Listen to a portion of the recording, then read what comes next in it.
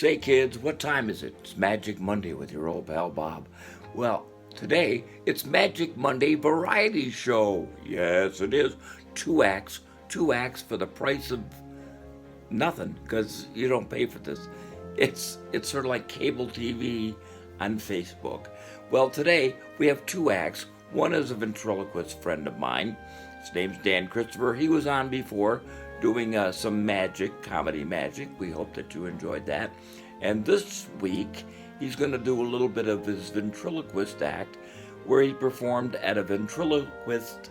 It's not easy to say, even though that's what I was. A ventriloquist. Put that on the blooper reel. A ventriloquist convention where 400 ventriloquists got together with 800 dummies, and it looked like Congress. Anyway, Dan Christopher performing as an MC. He did his act with Lucy Leghorn. We hope that you'll enjoy that. It's a fantastic little comedy act. And also we're going to pay a tribute to a magician who's no longer with us. He was a fantastic magician, great comedy, great card tricks, great personality. His name is Daryl, and we're going to show a couple of his tricks today on Magic Monday. So thanks for stopping by. We hope that you'll enjoy our show today.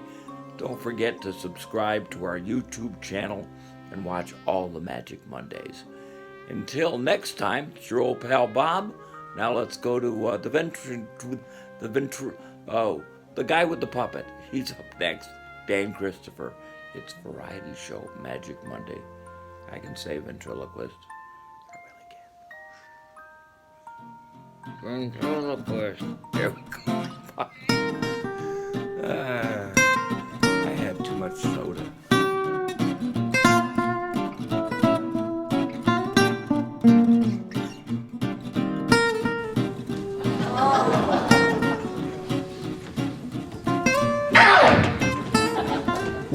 Sorry. You know I am with egg. Thanks to you, I'm with omelet. Okay.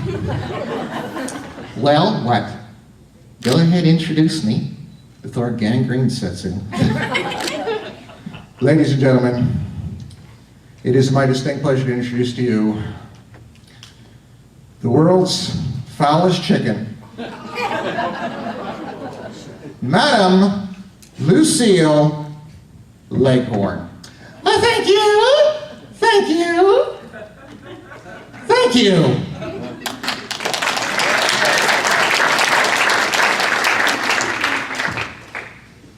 It's a real dead-ass crowd we got tonight. Could have stayed home and phoned this one in. Okay. Well, Lucille, may I call you Lucille? Oh, honey, now call me Lucy. Lucy, that's what they call you down there on the farm? Juicy Lucy. They call you Juicy Lucy? Honey, I am finger looking good. Don't talk like that. You know, I used to go out with a rubber chicken. Used to go out with a rubber chicken? I believe in safe dating. We going too fast for some of you folks? Well, you look very nice tonight, Lucy. Oh, thank you very much, thank you. Yeah. I had a little trouble with my pantyhose. You had trouble with your pantyhose? Girls, here's a tip. Do not ever pass Lind in your pantyhose. No, the bubble goes right down your leg and blows your shoes clean off.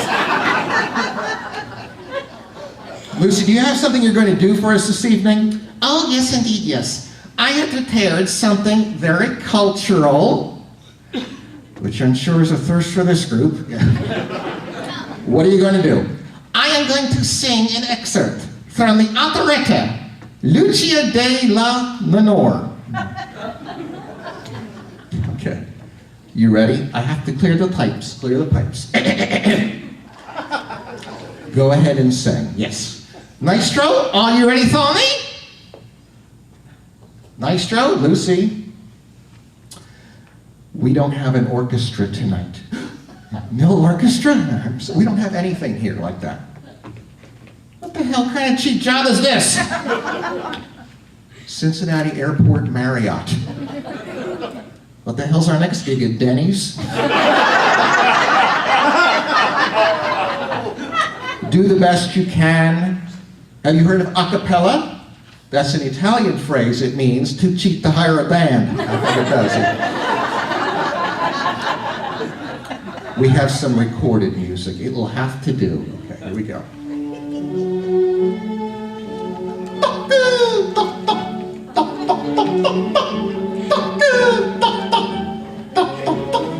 What the hell do you expect, Italian?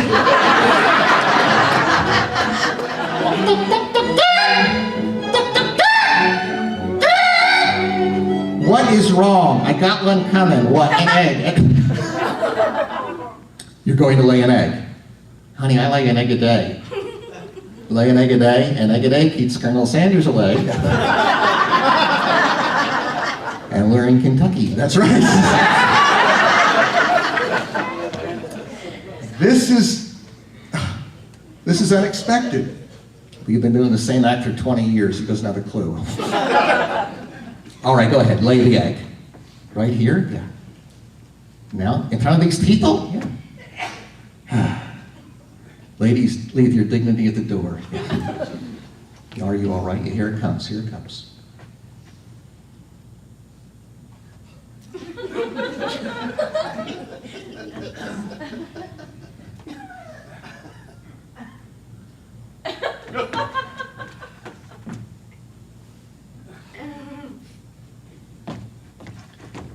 Well, sorry, it was just gas.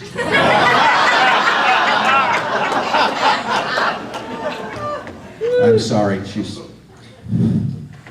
Damn thing's stuck. You're down. What?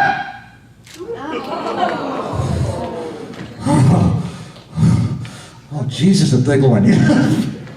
All right, what? Put it under there.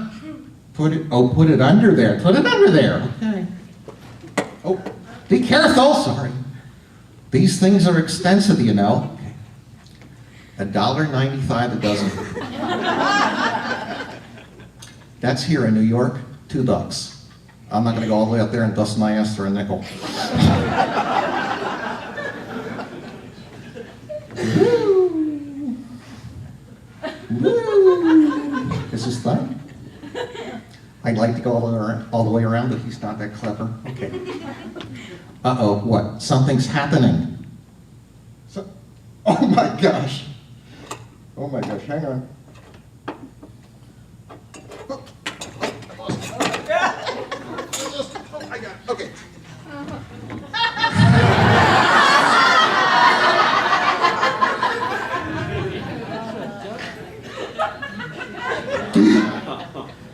Oh my God, it's a duck. Okay, let me think.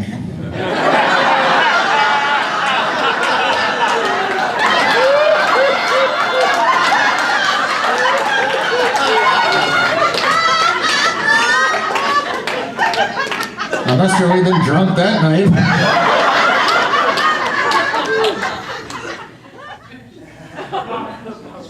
Mama! Oh, you're joking. Oh no, what am I going to tell my husband? Your husband? He's a horse. Folks, I hope you had a good time tonight. We had a blast. My name's Dan Christopher. This is Lucille.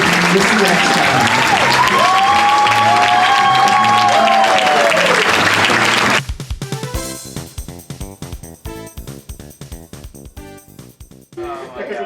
Every once in a while, people ask me if I gamble. Now, what do you think? Do you think I gamble? Yes. Yes. You know what? You would think that, but I don't. I don't gamble. Now, I do play what appear to be games of chance. But the way I play, there's no gamble. In fact, I brought with me an example. This is a game I invented. Very simple mystery, and I always carry these 4 cards with me in case I'm running a little short of money. I can always pay up a few bills. Will you play this with me? Simple mystery. Only 4 aces, that's all. Just 4 cards, 4 aces, 1 of each. Name out loud, if you will, please, so everyone can hear it. Any number from 1 to 4 inclusive. It's entirely up to you what number you use. 3. That's my personal favorite as well. Now, we have the ace of diamonds, the ace of clubs, the ace of hearts, and the ace of spades. Now, you picked 3, so I'm going to count over to ace number 3. 1, 2, 3, the ace of hearts. Now think about this for a minute. You could have said 1, in which case you would have gotten the ace of diamonds. You could have said 2, in which case you would have gotten the ace of clubs, or you could have said 4 and gotten the ace of spades. But you didn't pick any of those numbers. You said 3. I knew that you would, because this ace is the card with a different colored back. Isn't that weird? And it always works. Now you might think, well, some big deal, 1 chance out of 4. No, that's the beauty of this game. It never, ever misses. Let's say you didn't say 3. If you said one of the other numbers, of course you would have gotten one of the red-backed cards. But see, the beauty of the game is I never said you'd get the only blue card among the red cards. I said your card would have a different colored back. That's the key. I would have taken these cards, pushed them through my fist, and snapped my fingers. See, what happens is this card would turn into blue on the backside. This would be blue. The next one would be blue. So that's blue, blue, and blue. So technically, the red card is now the card with the different colored back. See what I mean? It always works. So if you pick the ace of spades, it's the card with a different colored back. It's red. If you pick the ace of hearts, it's the card with a different colored back because it's blue. What if you would have picked diamonds or clubs? Doesn't matter. It always works. Because this one is yellow. And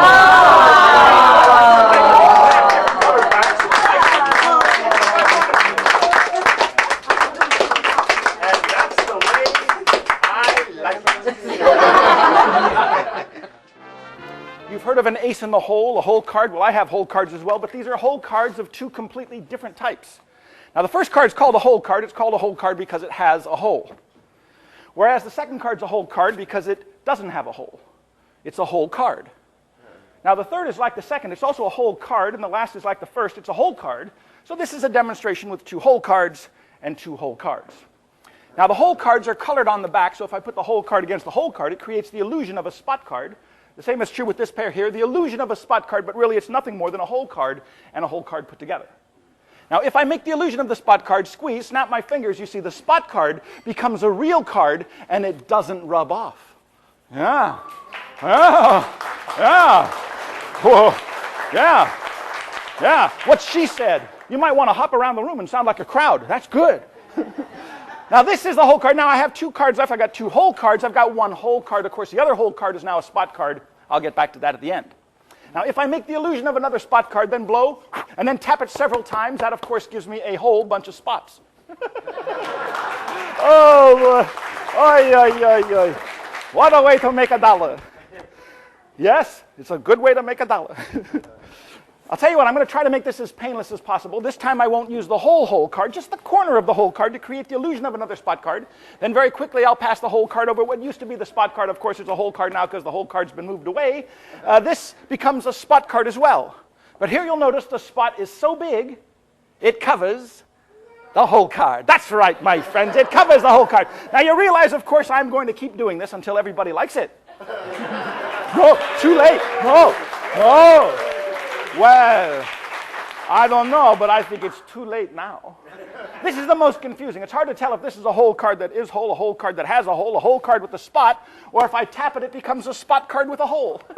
So here's a spot card with a hole. Here's a spot that covers the whole card. Here's a whole bunch of spots. And the reason this whole thing is so confusing is everyone was busy watching the spots, and no one was watching the hole. That's right, my friends. That's my story, and I'm sticking to it. That's all there is to it. That's right.